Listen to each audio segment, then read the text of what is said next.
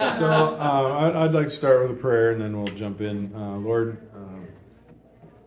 we thank you for Jonah's struggles because we see in ourselves some of those same struggles. You call us into dark places to bear your light. You call us to into storms to be a calming presence. You call us to follow you.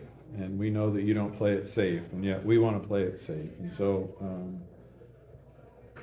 as you call Jonah, so help us hear you call us. And as Jonah maybe learned to trust you, help us step by step and day by day to learn to trust you as well.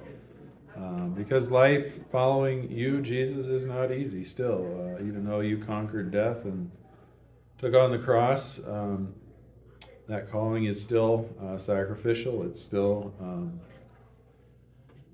difficult because it calls us out of our comfort zones and into places where we are asked to give of ourselves in ways that we may not feel confident or comfortable or even equipped to do so. But you promise to equip us as your children, as your followers, as your disciples. So Lord, teach us, lead us, and guide us. Give us courage to do that which you ask us to do. We pray in Jesus' name. Amen. Hi, Alice. Did you all bring a Bible today? Maybe grab a Bible from the shelf over here. If you can, maybe an RSV or an NRSV version or something like that. Maybe the bottom shelf there. Okay.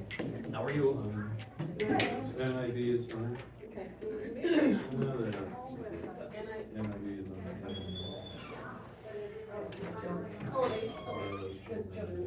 Still riding with Julie in the afternoon? No, I subbed one day. All right.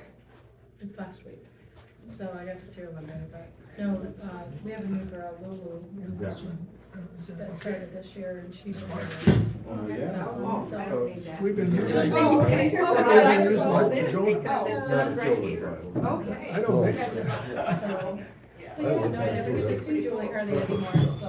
And I did have Sam in my, Are you Ruth? thing for a while, but now she's got to be taken Scripture this reading, morning. brought back memories of old high school Forest. Yeah, Taven, he's a Them wheelchair. bones, them Oh, right. You're right. So There she you has go. You to want a Bible? work with him all the way, or. Yeah, that's for sure. We were talking about that Somebody else. with somebody else and they brought that up. So, yeah. They rotate. All right. We're going to go to Matthew 8 today. Actually, Matthew's gospel mentions Jonah twice. Well, he doesn't. No, he mentions him once in chapter 12, and we'll look at that too. But we're going to look at chapter 8 first. So, if I could get someone who would be willing to read 8.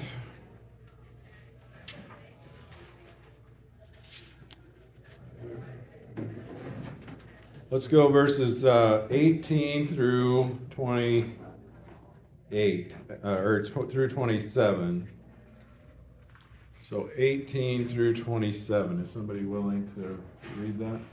When Jesus saw large crowds around him, he gave the order to go to the other side of the sea. A scribe approached him and said, "Teacher, I will follow you wherever you go." Jesus told him, "Foxes have dens and birds of the sky have nests, but the Son of Man has no place to lay his head." "Lord," another of his disciples said, "first let me go bury my father." But Jesus told him, "Follow me and let the dead bury their own dead." As he got into the boat, his disciples followed him.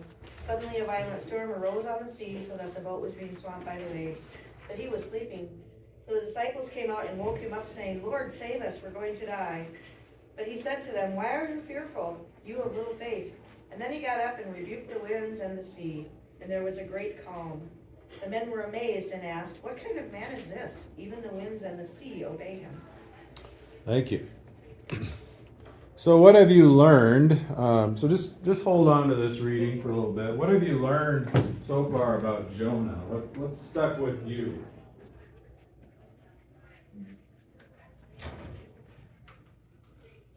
Have you had any new insights, Jim? I think you told me in the first week you were really fascinated by Jonah. And what was it? I see the parallel between Jonah and Christ's death and resurrection. And can you expound on that at all a little bit? 3 days in the belly of the whale. Okay. Right. Sure. Right. And, He was alive and he came out.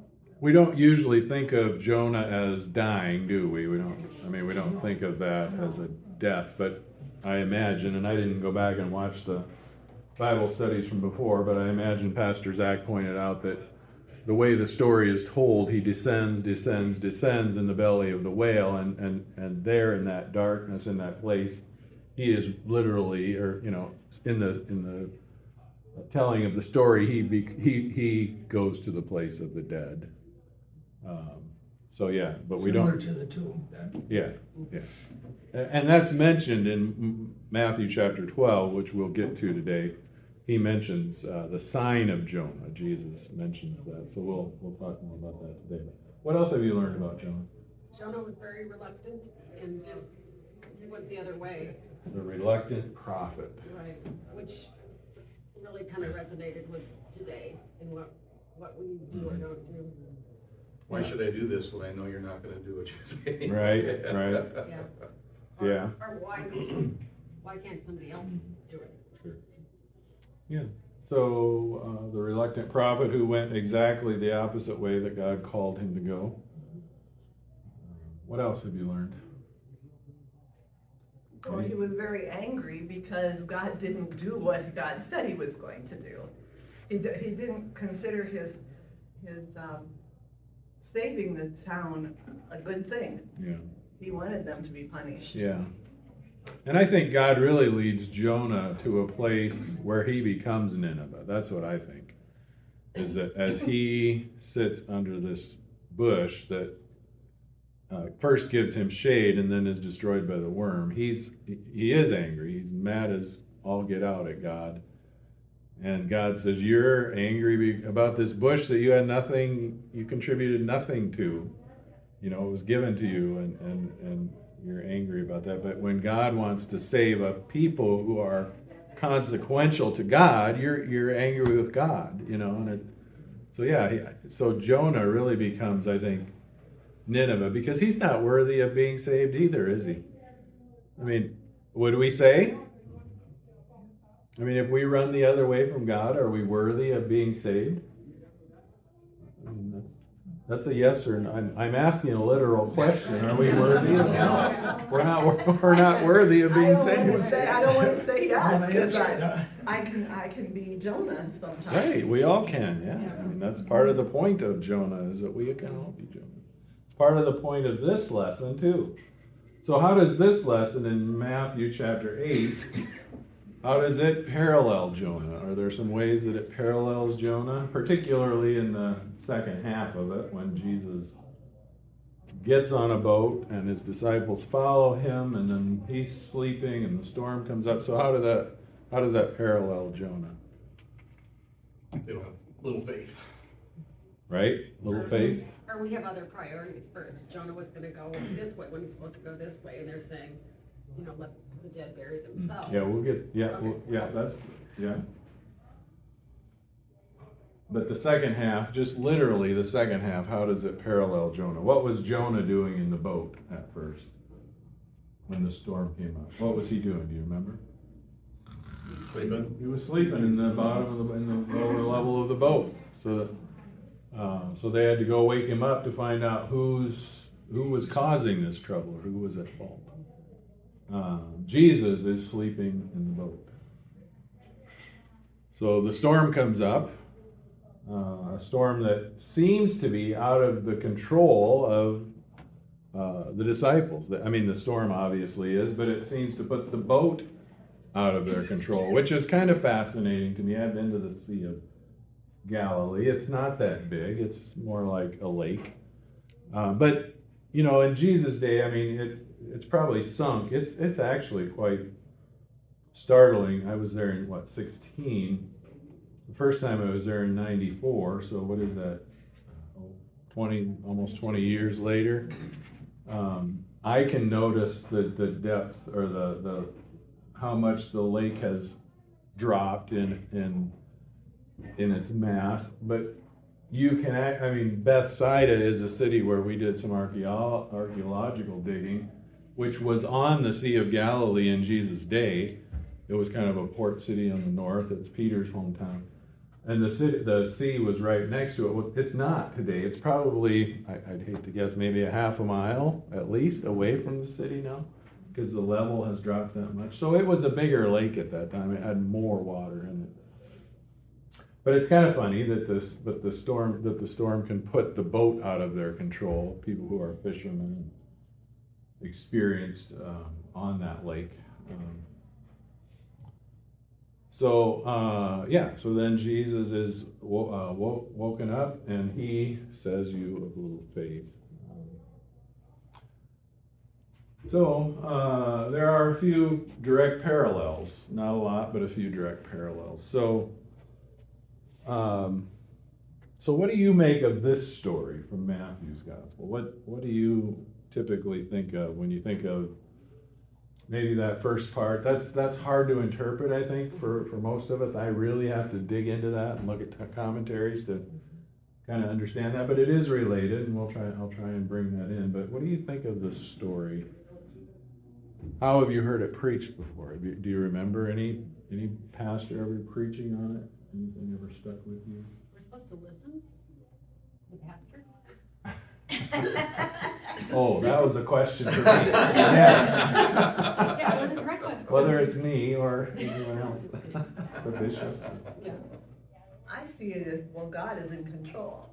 Okay. God through Jesus. Mhm. That's, Yeah. And a lot of times I think we'll hear it preached, or I've probably even preached that in Jesus, God is with us in the storms of our lives, right? That when storms come up, God will be with us, and God is faithful when life is out of control. I mean, and that's an okay way to preach it. But the commentary I read this week really stressed that that's not what's happening here. So, Kathy, would you mind reading the first paragraph about the disciples following Jesus one more time, and let's hear that. Stop when you get to the getting onto the boat. When Jesus saw the large crowds around him, he gave the order to go to the other side of the sea. A scribe approached him and said, "Teacher, I will follow you wherever you go." Jesus told him, "Foxes have dens and birds of the sky have nests, but the Son of Man has no place to lay his head." "Lord," said the Lord, another disciple said, "First let me bury my father." Jesus said, "Follow me and let the dead bury their own first." And then they're getting into the boat. Yeah, so that's how have you heard that preached before? well, the thing that always struck me about that is that they wanted to go and bury their dead. It didn't mean that their person was dying. Mm-hmm. It meant I'll follow you after this happens, so it could be years. Right, so that's one way it's been approached by scholars and preachers, is that my dad, I need to bury my dad, I need to get my inheritance, and then when I get my life set up, then I'll follow you. So he gets criticized for that, right? Jesus says, no, let the spiritually dead take care of those who have died. I always thought that sounded kind of like, well, Jesus, don't you understand? But then when they said he wasn't dying. Yeah. But that's probably read into it too. It is, yeah, it is, yeah, definitely. And it's meant to soften it, right? Jesus shouldn't be so demanding that he would demand that we follow him.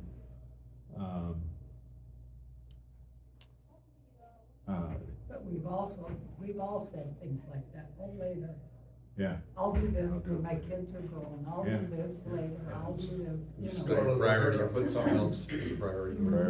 Just got a little hair, I'll think about it tomorrow.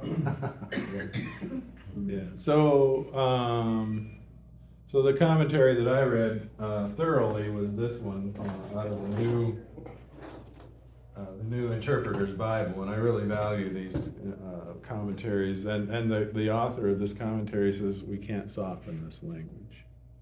The man's dad died, and he said, "I want to bury my dad," and Jesus said, "Sorry. Let others take care of that. You need to follow me."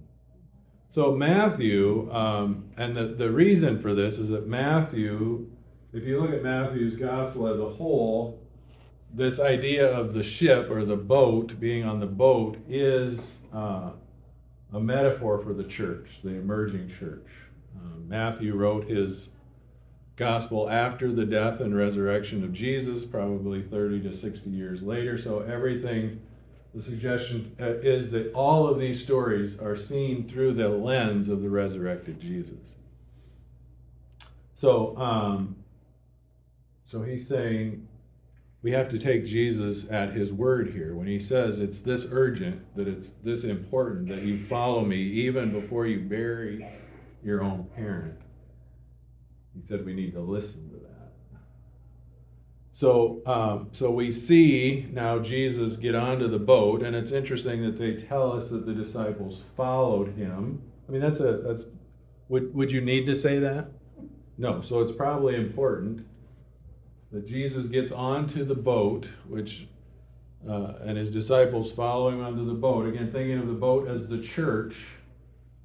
Where are they sailing to? Did it tell us where they're going? It didn't say specifically, right? It just said to the other side, which is Gentile territory, which is going to be out of the disciples' comfort zone. It's going to be out of their, they aren't going to want to go there.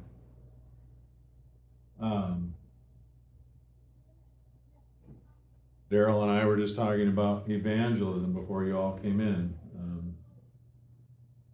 I think the church, and I said, I think the church has failed at evangelism. I know I didn't have any classes on it in seminary. I know we haven't even had an evangelism committee and pretended to do evangelism since I've been here. But here in this story from Matthew, Jesus is telling the first audience, but also us, the same thing that he was telling Jonah. That it's necessary that you follow me, whether you like it or not, whether you're comfortable or not, whether you feel confident or not. It's urgent that you follow me, church, into these places that need to hear the gospel. And that's kind of hard. It's kind of unsettling to me because I'm pretty comfortable just talking to you all, you know. And you're probably pretty comfortable talking to each other, and you're probably pretty comfortable listening to me or Pastor Zach, or I think the bishop made us a little uncomfortable this morning, but probably for good reason.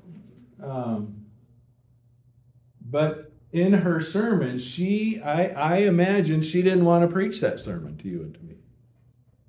It would have been a whole lot easier and a whole lot more fun just to talk about the sunshine and roses, right? But instead, she brought, I think, in some ways, a prophetic word to us, that it's time. And part of this, the catalyst for this conversation about white supremacy and white privilege comes out of the AME church that was shot up by a young man maybe 5 years ago. And this young man was raised in an ELCA Lutheran church.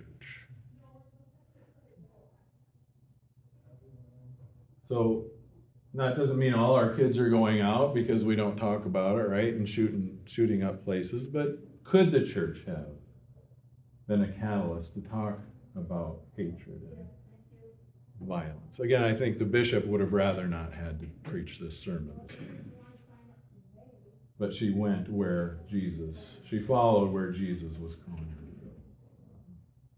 And I think her comment that we're still, trying to figure out Jesus and what he is. It's not, I forget the word she said, but, here we get to this age and we still are questioning. Wrestling. And, Wrestling, we're wrestling yeah. with Jesus Yeah. and what he says and what he's saying to us to do. Right. And what we should do. So, how does this apply to Emmanuel?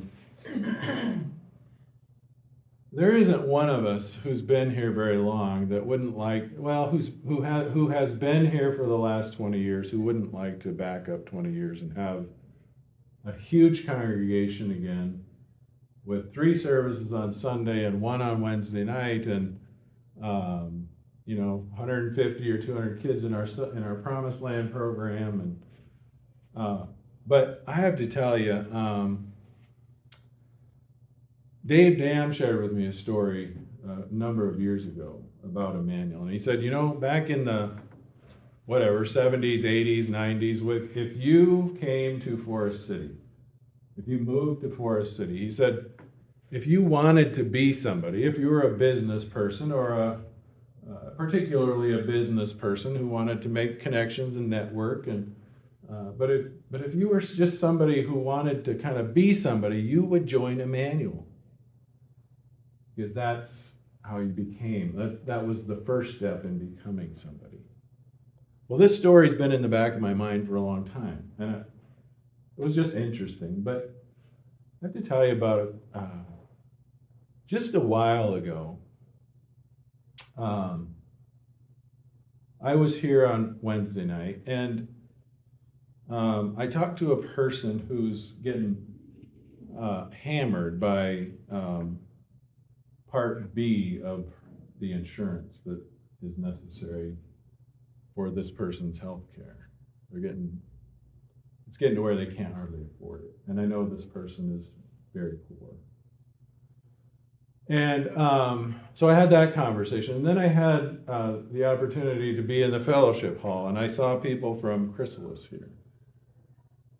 And I saw people from the apartments across the alley.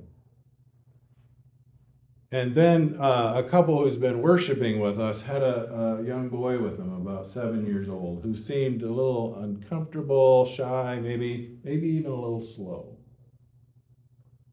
But at the end of the service, he went up and he played one of the instruments with the other kids. And one of the people in the couple he was with was videoing him. It was clear that it was meaningful to her. And I just thought to myself, this isn't the church it used to be. But there was something about in my heart that was joyful, because I think, just as I think about those people, I thought, we're kind of eclectic. And I think Jesus would have a lot of fun here. I think he would have a lot of fun here. I think in some ways, following Jesus, even though we're not this grand congregation where people come to be somebody, we're still a congregation where people come to be somebody, right? Not somebody in the eyes of you and me, but to be somebody in the eyes of Jesus. And I just thought, I think Jesus would have a lot of fun. I don't know. What do you guys think about that? Am I off my rocker? No, that's excellent. It kind of reminds me of actually a couple different movies that we've seen lately. The Jesus Revolution. Did anybody see that one? I've heard of it. I want to see it. I haven't You seen have it to, yet. I mean, it's really good because it takes you out of your, these people go to church, they sit in the pews, they listen, and it's a failing church. Sparse church, kind of thing, the numbers keep going down, down, down, based on a true story. And then the hippies are coming along and they meet this man, and he's like, the hippies are getting into drugs because they're missing something in their life. And he goes, we need to feed them, God's word and whatever. And that's what the story is based on them. And then these people that are so comfortable in their church, sitting there every week, these hippies start coming in. They get invited into the church and make them uncomfortable. No, these aren't, they don't believe that they're they're just sitting there, the proper, perfect people don't welcome them in like they should, kind of thing. And great story, actually. But then we also went to the Champion last night, which is Woody Harrelson, becoming a coach to a special needs group, and realizing what joy they bring, into their life, and how their views are so different than what we view. A win wasn't their goal. It was the fun of the game and the team and all that. So it's kind of like those two stories. It was the community, right? It was the community. Yeah, Fellowship. it's in your eyes, like you say. It's in your eyes of what you see, and the true grass. You're not sitting there to be perfect. You're not sitting there, as, trying to be something else, you should be being fed, something and learning, that's the whole purpose is learning and growing, on that, so.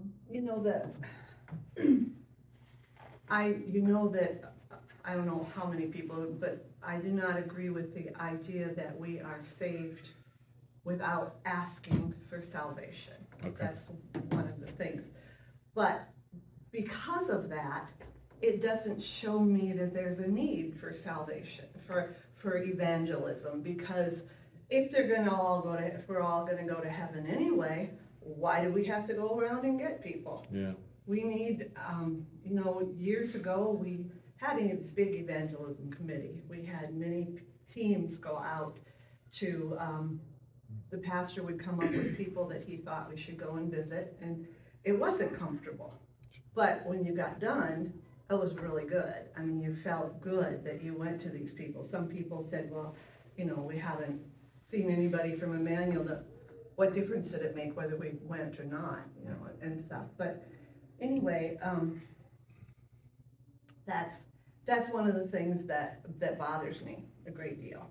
Yeah. Well, and I think that's part of the lack of motivation, honestly, on my part too, because God, kind of like Jonah, God, you're so loving and forgiving that you're going to save people. In fact, I think Jesus saved us on the cross. That's when I was saved, when Jesus died.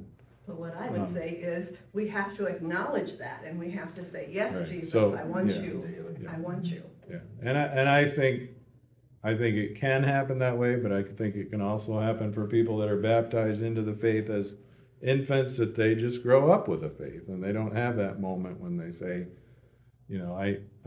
Jesus, come into my heart, because Jesus has always been in their heart.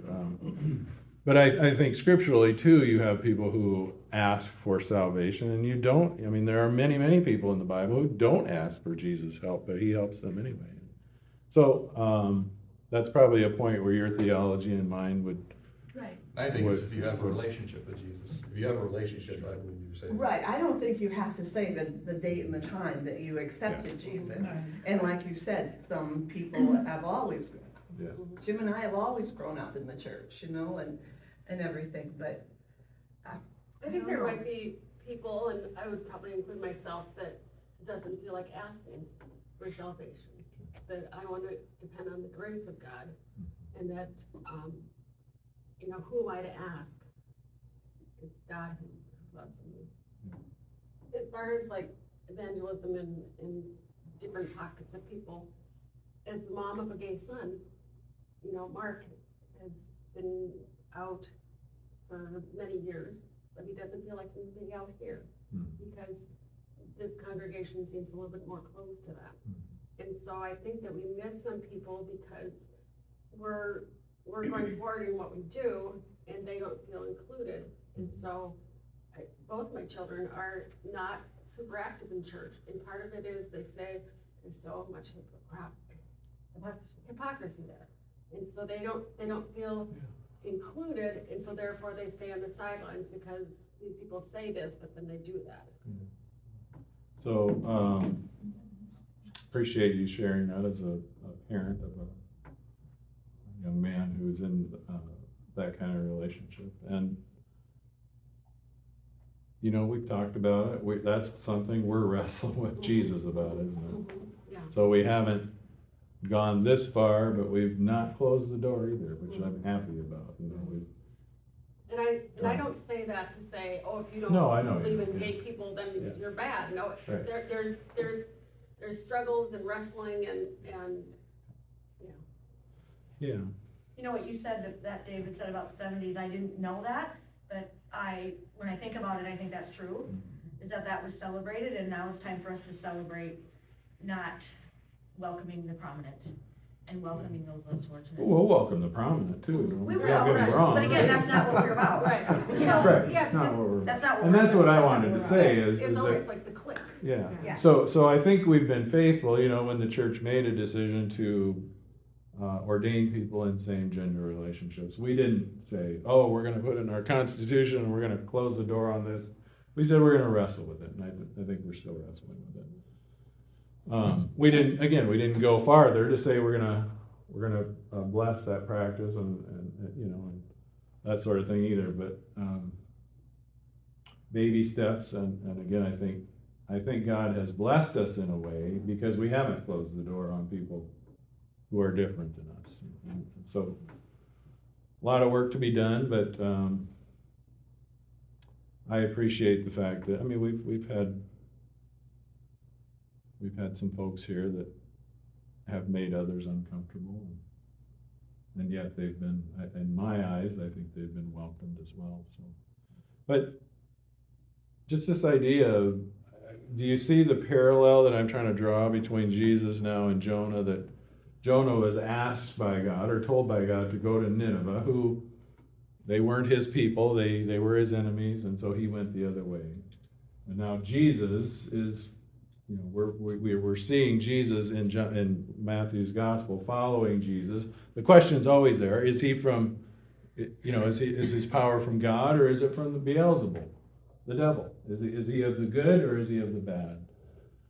And we're seeing Jesus follow where God is calling him to go, and we're seeing a Jesus who demands that his church follow him where he goes. And I think that's part of our wrestling too, is how far does Jesus call us to go for brothers and sisters in the LGBTQ community? How far does Jesus call us to go in confronting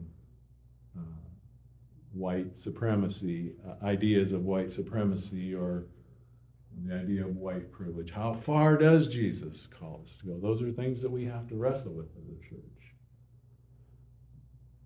We had the conversation last night with the bishop. I think Bob Alsop asked the question, how do we go about having those difficult conversations? Because in some ways, the political arena has pushed us farther apart and made it even more difficult to have those conversations without hurt and heat and malice and some of those other things. But again, we as a And kind of going church, to your own camps. once Right. you've had the conversations, yeah. I remember my brother talking about a church that he knew of in the 80s. What was it? It was over the issue of, it was some farm agricultural issue around hogs, but whatever the two sides were before it was over, and I don't know if it was ever over, but the two camps had gone to, one camp was on this side of the congregation worshiping, and the other was on this side. I mean, isn't it true that almost any issue can divide us in the church? But when we're divided in the church, what aren't we doing? We're not following Jesus, right? We're not the church following Jesus, and I think that's. But unfortunately, this country is divided over many, many Which is- issues. It's yeah. just division. Which means the country probably needs a church more than ever, a church that wrestles with these kind of things. I think I'm that's- sitting here thinking, what would evangelism look like today? I mean, back Yeah. when Pastor Dornbush was here, we went out and we were, I think, welcomed into homes and stuff, but now you wonder, do you even go into those homes today, and are you gonna be welcomed if Is you it do? safe? Because, yeah. Yeah, I don't have the answer for that. Over the last couple of weeks, I've been doing some Google searches actually to look for kind of evangelism training and stuff like that, because I'm feeling kind of, but I can't do it myself. One of the things I've said to some of you, Gino, have you gotten to know Gino at all?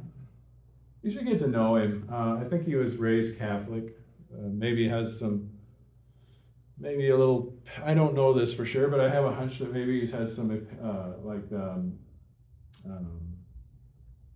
what's the word, Pentecostalism in his life, maybe at some point, I'm not sure, but he always kind of makes me think about, how do we take this message out of the church, outside of the church? And we were just talking about our Wednesday night worship. It's kind of heavy. I mean, if you come on a Wednesday night for Lent, it's pretty much rock and roll. But it's the only rock and roll service in town. And so he just said, what if we took this to where the kids are? And I thought, where? Because my comment was that Brody and Krista invited us to go to Fun Night. You've probably all been to Fun Night, right? It's a zoo, let me tell you, it's a zoo. Yeah. But Kids love it. But kids, there were tons and tons and tons of kids that I did not know.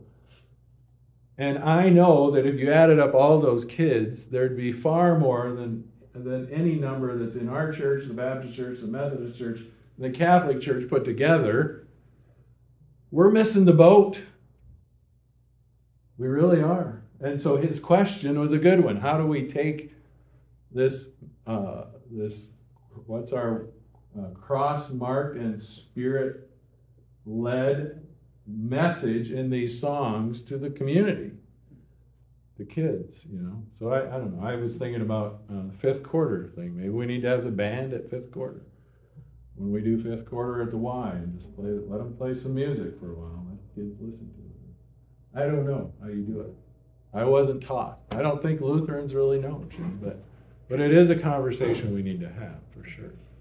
Because I think Jesus is calling us to do that. With the downturn of the church, with the pandemic, we've been forced now to be online, now to be on, to the live stream. How do we get that to reach more people? But I think Jesus is trying to push us out of our comfort zone. Is Wednesday night live streamed? Not right now. Oh, because I It couldn't currently find is during it. Lent. Not right now. What? During Lent it is. Yeah, During that's Lent true. it Yeah. is. Yeah. Where? Where do I find it? YouTube channel. Just go to EmmanuelFamily.com. I did that. I did it on Facebook. I just did it on Google. I could not find it. You should have a That's link to reserved. YouTube channel from our Yeah, it should from be our on From our website. Should, this is Did Wednesday. not see it. I'd like you guys to watch, to see Oh, it. Yeah. we'll show it to you on our phone And let before me you leave. know. Well, I think that, I was we gonna talk say I'm doing about, it, so it better be working. we talk about the gay lifestyle, we talk about, people of different races, and that type of thing. But I think that, especially in this community, there's a lot of diversity as far as socioeconomics. And a lot of diversity as far as, if it's a regular family unit or a single parent or this or that. And I think that sometimes, we may not see those people who live in more poverty or see those people who live not in the normal family setting. And so that would be a place that we could also look, that would be definitely felt here in the community. I agree with that. I think another avenue for evangelism is small groups with the intentional effort to invite people in, because if you were a stranger to church these days, how hard would it be to come in on a Sunday morning or a Wednesday night? I mean, it'd be tough. But to come into a small group where a friend invites you in, or a neighbor, again, I just think that's an evangelism strategy that we don't even form small groups well within our congregation, let alone with the intention of being a welcoming community to others, to help give them kind of that open door into the church. And I say small groups with some intentional training around that, about how to be welcoming, how to be hospitable. We have Sunday school rooms that aren't being used. Could we make them into living rooms where, if people aren't comfortable inviting people into their church or into their homes, you could have a small group right here in the church and reserve that room for the evening and have your small group there in a nice living room setting. Why do we want, so many churches I go into, I see their Sunday school rooms filled with junk. That just depresses me to no end. Well, there's plenty of junk in this church. There it is. You're right. Yeah. Pastor, I don't know why, but I don't even feel comfortable with coffee after church. It seems like there's always, to me, my mind is people at each table that's always at those tables, and I don't know if they even want me to join them or anything. So we fall into our right there cliques, is a don't we? place where you can be uncomfortable. Yeah, absolutely. Before the That's what I pandemic, we made it our goal to go sit with people who didn't have people sitting with them. Yep. And I think we need more of of that. Yeah. But the pandemic kind of ruined It a lot did. for. Take the chairs away and just mingle. Yeah. Get some high top tables just to stand around. Yeah. But they go stand around their same high tops. problem. Joanne and I are members of a small group, and we were formed about probably 30 or 40 years ago. And you're supposed to, in a small group, after a while, split out and form another small group, but, we're comfortable where we're at. We've never gotten to step 2. Yeah. It's because you're all friends now, right? You're all- Well, that's what and that's what it's about, is creating friendships. Yeah. Yeah. In our It, small it is, it's a both, but if it's the intentionality of your process was to become a birthing community for a new group. Yeah. Yeah, and that, so, Right. you're right, I mean, but that's what happens, is you make friends and then you're a clique. Yeah. Right, and then somebody like me who wants to get in one can't. Right. We always had, it was called the empty chair. And so at our small group, there was, I think, 4 or 5 couples, but we always had an empty chair there. And we had people that came in and left, you know, but Sure. yeah, it did become a group of close people that can support each other, which is something we want, but Right. not to the exclusion. Well, we of had others. no problem, accepting others into the group, that, If somebody left, but, you bring somebody. yeah, in. that accepting others, but, Who splits? yeah, but we just Stays with who and who didn't split. doesn't. You guys have So a- I mean, I was part of, Renee and I were part of a small group in Council Bluffs, and we still get together with them once a year, usually, like in Panorama, we rent a house or something, and same thing there. They're the same, they've had people come and go, and they've had others come in, but as far as birthing, they are not gonna do it, they just won't do it, and So maybe intentionally have a small group that maybe studies a portion of the Bible, or make it a time period, and then with the understanding that we're gonna disband, and then go Yeah, out. and each of those people then goes on, or maybe they go 4 by 4 or Right, something. right. They're starting to do, Well, yeah. when our small groups were formed here a number of years ago, it was based on your phone number. Oh. You know, and so it's like, well, oh, it's similar. So it had nothing to do with who the people were or whatever. It was really interesting, and yet that formed a really cohesive group, so, yeah. Yeah. So I mean, so again, I think just thinking of strategies, that would be one that I would think would be important. When we were thinking about change too, I remember a course in kind of a Renaissance history, that you worship with the lyre and the lute, and when they first tried to bring the organ in, it was a monstrous instrument and it didn't belong in the church, and now you're back to, you got the organ and, they don't know about the lyre and the lute anymore. Or now you have the guitar and the drums, Yeah. and then they want the organ back. She was saying the lyre and the lute, and I'm like, what? Yeah, So- like yeah. Those are musical instruments. Yeah, I figured it out. Yeah. So I think, but let's go real quick to Luke, or to Matthew chapter 12, just real quick. Kind of getting towards the end of our time, but that's good conversation around, you know, our need to evangelize. And again, I don't want to just say, oh, we're in decline, so we need to get more giving units so we can meet our budget. I mean, that's the worst reason to evangelize. Just what I saw at the school that night just really struck me, just really hit me pretty hard. It's like, man, we are missing the boat in proclaiming the good news to the people of this community. So, missing the boat, pun intended, I guess. But so if you look at, maybe you have headlines. So chapter 12, if you look at 22, verse 22, well, 15. First of all, my headline says God's chosen servant. Then verse 22 above that, it says Jesus and Beelzebul. So then you get the questions, and then verse 38, the sign of Jonah. Then some of the scribes and Pharisees said to him, "Teacher." So in Matthew's gospel, unbelievers call Jesus teacher. Those who believe in him call him Lord. Just a little hint as you're reading it. But teacher, we wish to see a sign from you. But he answered them, an evil and adulterous generation asks for a sign, but no sign will be given to it, except the sign of the prophet Jonah. For just as Jonah was 3 days and 3 nights in the belly of the sea monster, or big fish, so for 3 days and 3 nights the Son of Man will be in the heart of the earth. The people of Nineveh will rise up at the judgment with this generation and condemn it. So in other words, the Ninevites have been saved, and they will rise up at the judgment with this generation and condemn it, because they repented at the proclamation of Jonah, and see, something greater than Jonah is here. Then he goes on to talk about the queen of the south will rise up at the judgment with this generation and condemn it, because she came from the ends of the earth to listen to the wisdom of Solomon and see something greater than Solomon is here. So again, this is all pointing to Jesus as the Messiah, the one who is in the belly of the earth for 3 days and then rises again. So who's the queen? The Queen of Sheba, she came out of Egypt, and Okay.